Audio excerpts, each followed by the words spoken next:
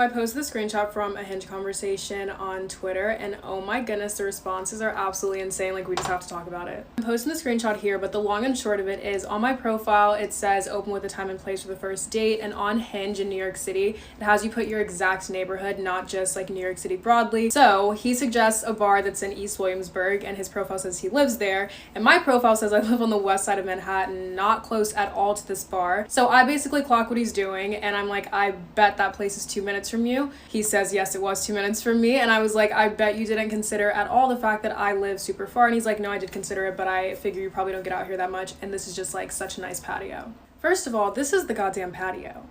This looks like the Salvation Army opened up a lounge with all the furniture nobody bought in 1984.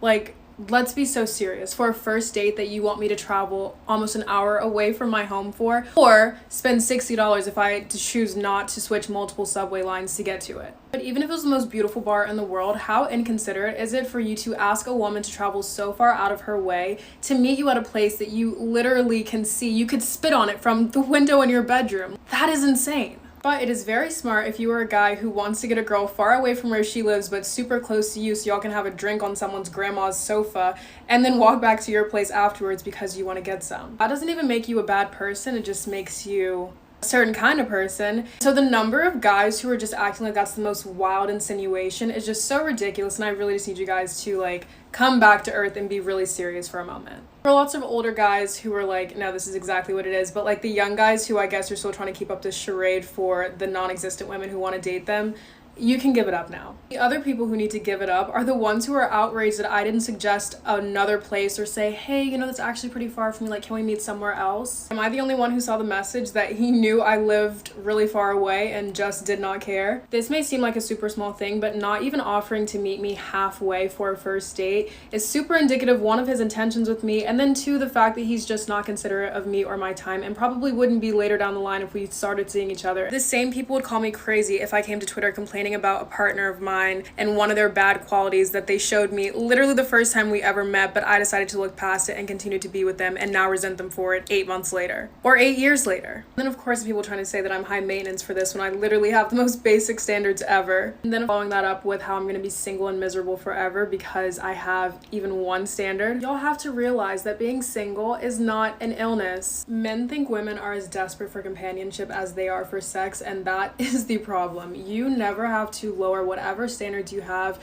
or take less than what you feel like you deserve in order to meet another man where he is, because you'll be fine. You are never, I promise you, that desperate for a date, a relationship, or anything. Also, not my responsibility to date everyone and have zero standards. So the people who act like, oh my god, if you're single, like, you just need to date anybody, just take what you can get because, oh my god, you're single, like, y'all are weird. So if a standard or boundary is not that important to you and you want to overlook it for someone, by all means go for it. But if it is something as simple as wanting someone to be considerate of you, or literally anything as crazy as like wanting the guy to be as tall as Wizard Kelly and making $1 billion a year, yeah, you're probably not going to find him, but you don't have to lower your standards for anyone. Like, you can be single for the rest of your life and you'll probably be happier than half the people in relationships. So there's my spiel for the day.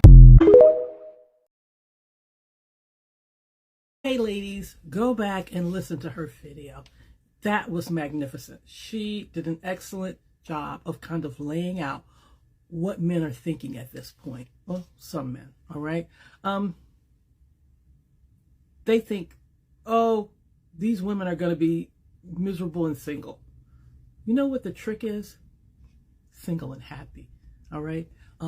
Before you dated a man, go back to high school or before you ever had your first boyfriend, baby, you were happy and single. All right.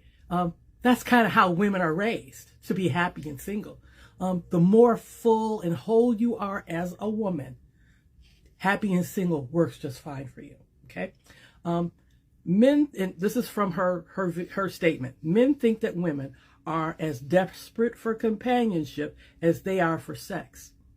I believe that's a true statement. Okay, they think we are on the same footing. When a woman is in control of her ability to be happy, to be self-fulfilled, she defeats him in so many ways. Okay, he's got his tongue hanging out. He's ready. He needs something, and you're saying, no, I don't need that. I don't need it near as much as you think I do. All right. I'm in full control of myself sexually. I can have it today, tomorrow, next week, or next year. So you and I are not the same. I have great companionship because I have built myself a community. I have great friends. I do great things. I try. And the more full you are as a woman, okay, when I say full, whole, complete, you are doing things to make yourself happy. You are content within yourself. You have high self-esteem.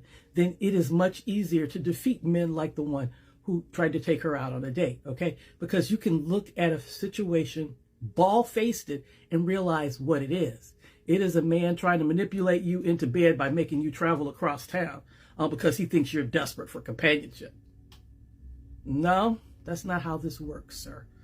So a lot of my videos talk about self-care, having hobbies, building community, doing things for yourself to build yourself up, to build your self-esteem. Because then you are not the woman who is, I need it. Oh gosh, I need it. You're more like her, where she says, no, thank you. I can do without whatever it is that you're offering. That's what we want, ladies, to be whole and complete and happy enough so that when we look at a terrible situation, we can call it what it is, which in this case is just pathetic.